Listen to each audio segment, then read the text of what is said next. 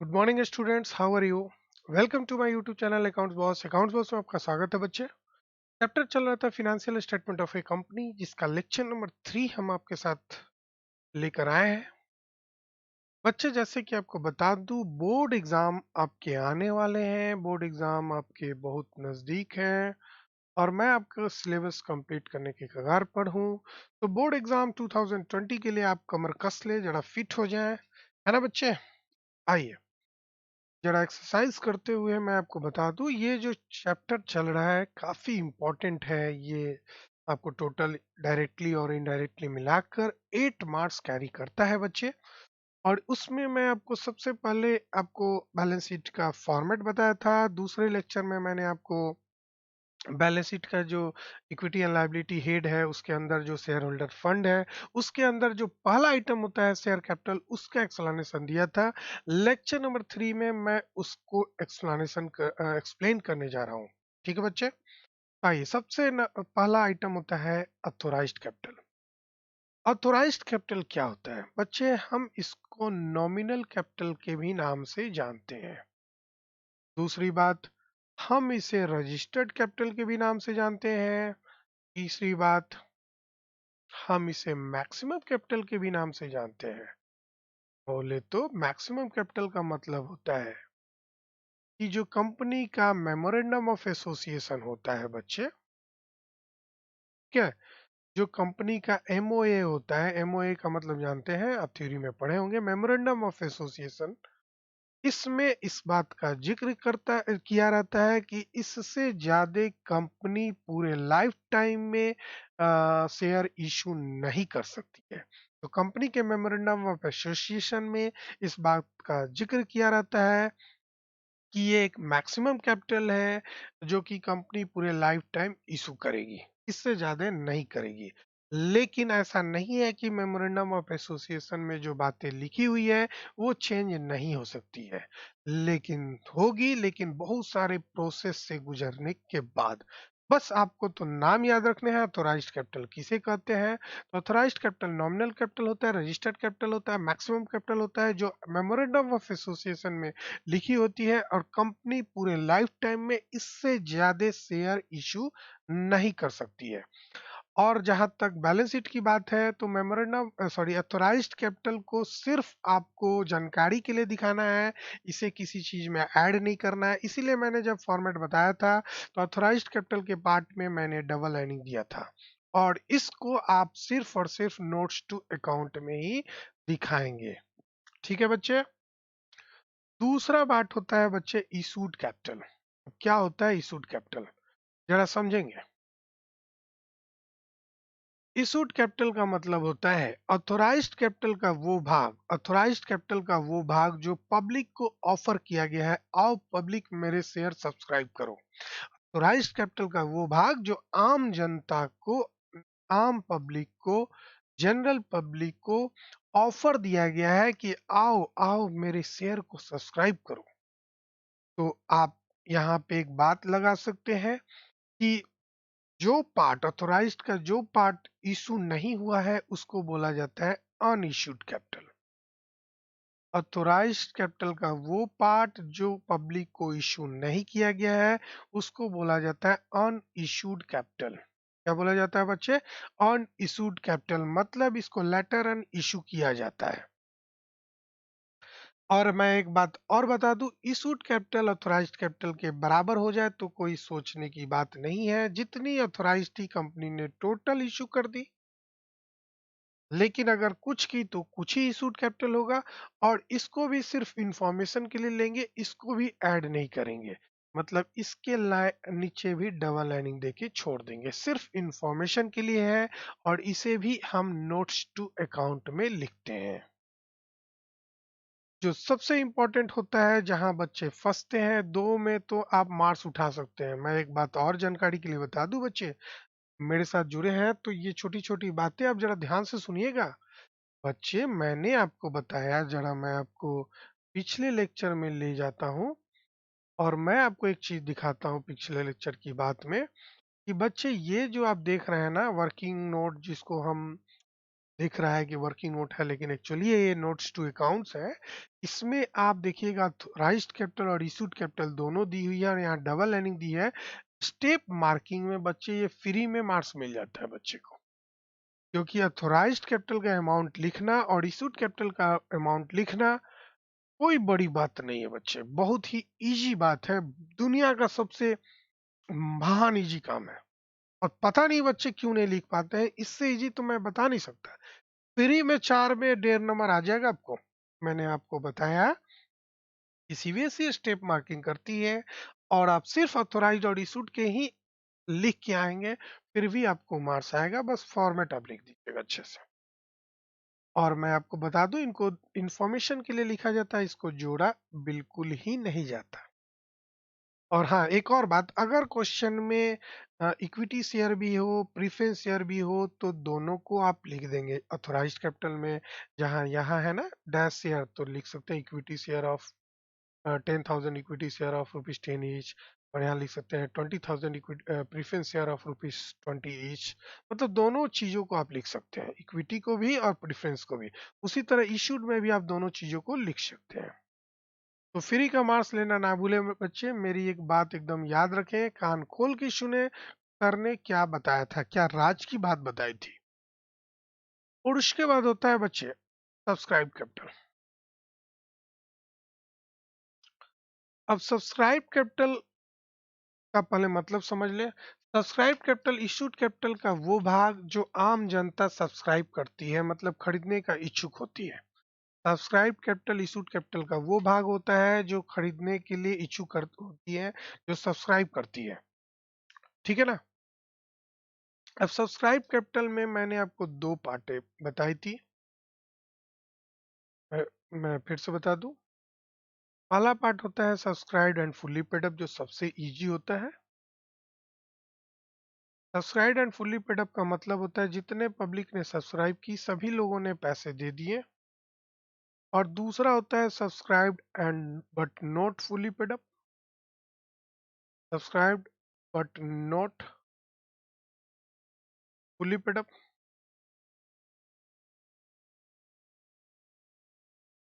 और यहीं पे आपको दिमाग थोड़ी सी लगानी होती बी नंबर में।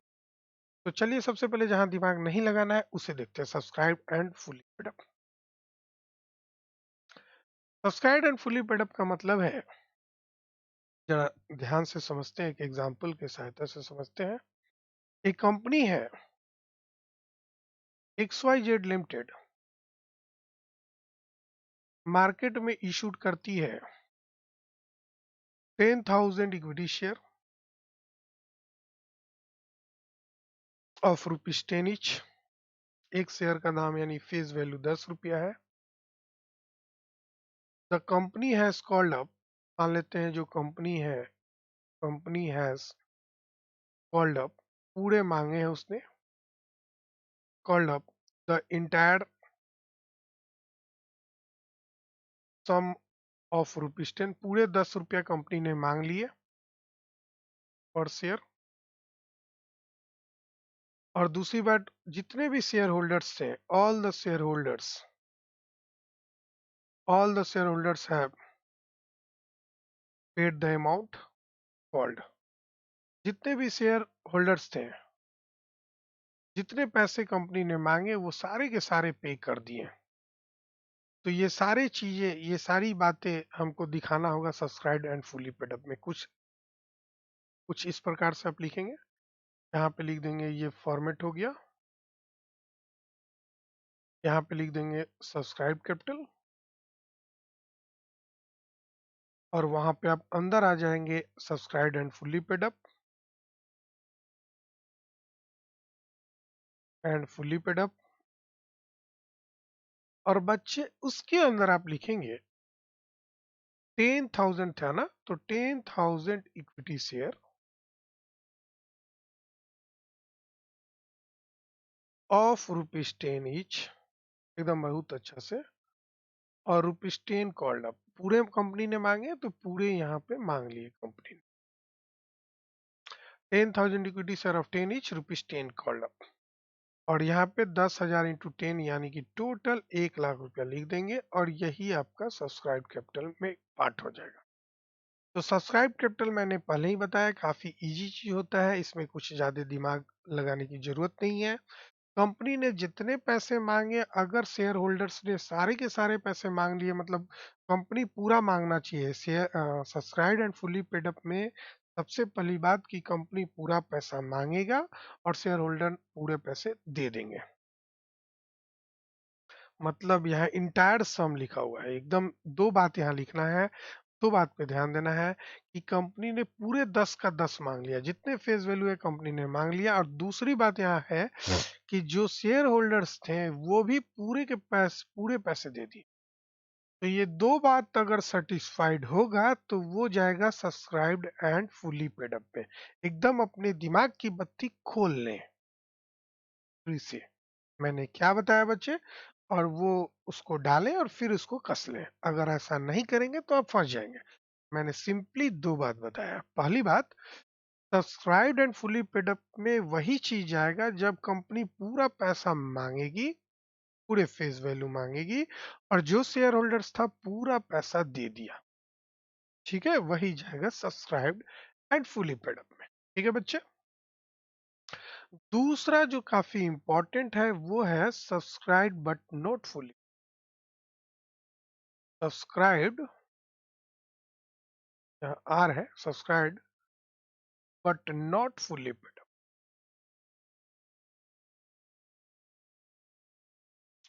और यहाँ पे थोड़ा सा दिमाग लगाना है, एकदम थोड़ा सा दिमाग लगा। Subscribe and fully paid up. तो आइए, सबसे पहले कंडीशन नंबर वन कंडीशन, इसमें दो कंडीशन वाले आइटम्स जाते हैं। Subscribe but not fully paid up में दो कंडीशन वाले जाते हैं। पहला condition, when the company has called up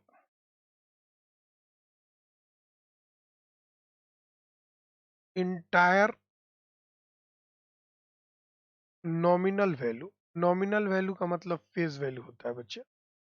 entire nominal value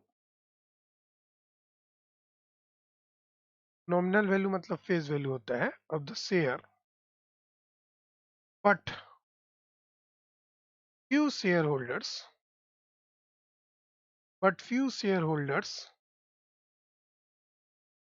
have not paid the called up amount, the called up amount। वही इसमें जाएगा। पहला मैंने क्या बताया, मान लीजिए कंपनी ने पूरे 10 के 10 रुपया मांगे थे, लेकिन कोई शेयर होल्डर है जो 2 रुपया नहीं दिया। हम इसको एग्जाम्पल से समझते हैं, बड़ा अच्छा से होगा। वही क्वेश्चन को ले लेते हैं। XYZ Limited has issued 10,000 equity shares of rupees 10 each and has called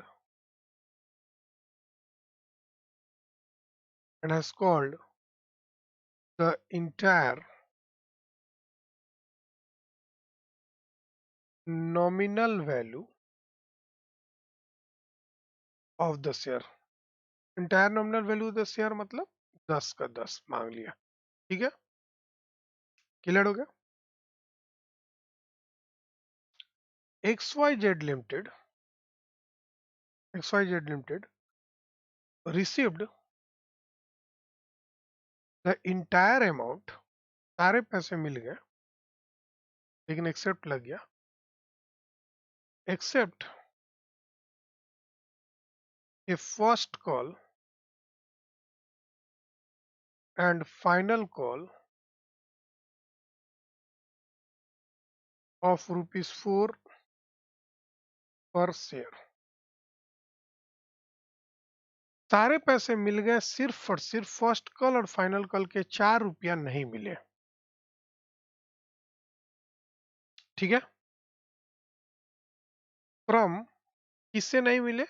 तो फ्रॉम ए शेयर होल्डर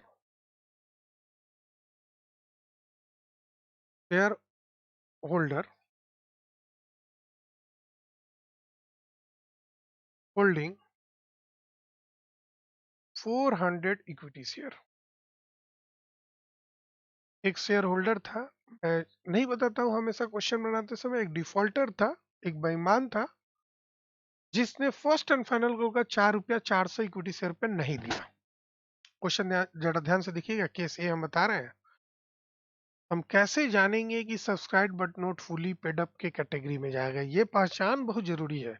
बच्चे यहीं पर कंफ्यूजन हो जाते हैं कि कैसे जानेंगे कि कौन सा इस item subscribe and fully paid up में जाएगा और कौन सा इस item subscribe but not fully paid up में जाएगा।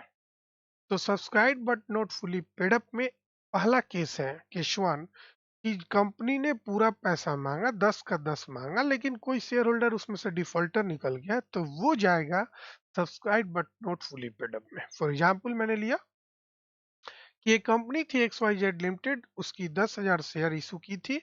एक वैल्यू थी, फेस वैल्यू मतलब नॉमिनल वैल्यू थी 10 रुपया। पूरे 10 रुपया का 10 कंपनी ने मांगा, लेकिन एक शेयर होल्डर था, 400 शेयर पे उसने फर्स्ट एंड फाइनल कॉल का पैसा नहीं दिया। अब इसे कैसे दिखाएंगे, जरा देखते हैं। चलिए, तो ये आपका नोट्स टू अकाउंट हो रहा है, और नोट्स टू अकाउंट में आप डिटेल में जाएंगे, ऑथोराइज इशूड, उसके बाद आता है हेडिंग सब्सक्राइब कैपिटल।